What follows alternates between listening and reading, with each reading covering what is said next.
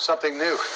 With us now is Rebecca Grant, national security and military analyst and senior fellow at the Lexington Institute. So the president said yesterday aboard Air Force One that Iran is crossing the red line that he laid down. Unlike Barack Obama, it's expected that if that red line is fully crossed, he will take some sort of action. What kind of action? That's the question. Here's what the Wall Street Journal said about tomorrow's meeting with his national security top officials.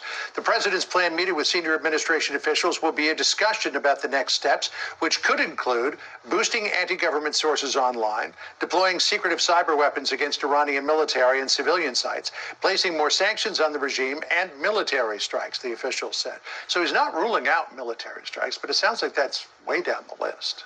Oh, but we always have plenty of targeting folders for Iran, and there's a lot that they don't want to lose. They still have a big ballistic missile complex. A lot of it is underground. They're still importing the precursors to make solid rocket motor fuel, and they have a space launch complex, even a new spaceport being built down in the south. All these are legitimate military targets, and I bet Chairman of the Joint Chiefs of Staff, Dan Kane, already has them briefed, locked and loaded, as Trump said January 2nd. So would military strikes just punish the regime to back off, or would a military strike be oriented toward decapitating the regime? If it's against military targets, that's about punishment. And really, it's about trying to get Iran to come and negotiate, including on the status of its nuclear activities, which they haven't agreed to do. So I think this is Trump letting them know that he's got the targeting folders, he's got the B-2s, he's got the ships in place. Better give me a call and let's talk about it. I'm just wondering, a lot of people, particularly Iranians here in the United States, they're saying this is a tipping point. And if the U.S. were to push just hard enough in the right spot, the whole thing could come tumbling down, and then Iran could return to where it was pre-1979.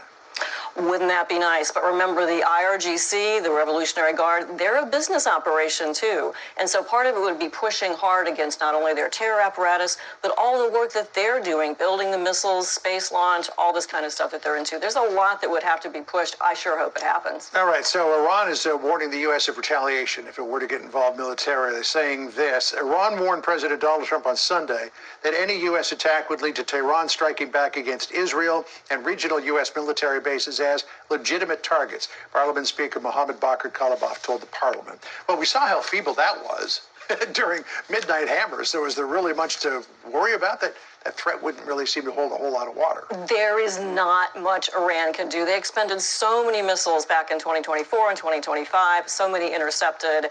But of course, our forces in U.S. Central Command will be on alert, will be ready to knock down anything they send over. But their military options are basically zero at this point. All right, well, the next shoe to drop may be Cuba.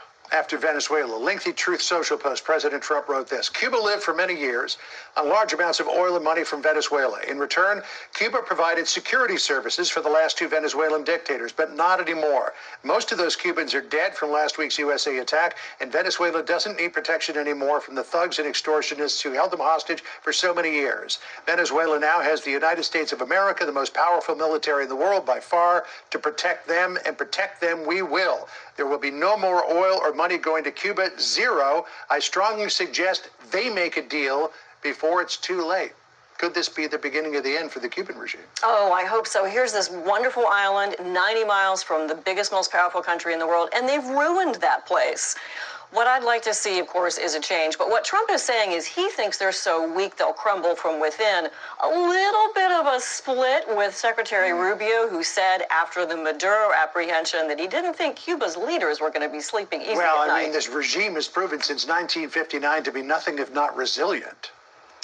Yes, it is, but I think hopefully they're at a point, and certainly we haven't seen this much strong action before. He's basically saying no more oil. They only imported about 35,000 barrels a day, but that's going to shut down what's left of their manufacturing. The grid is bad. They had 5 electrical power blackouts last year across Cuba. I mean, this place is just ready to go, and I think certainly Secretary Rubio would like to see that happen and a change take place. Yeah, there's a lot of Cubans in Miami who would like to have a chance to go back home for a while.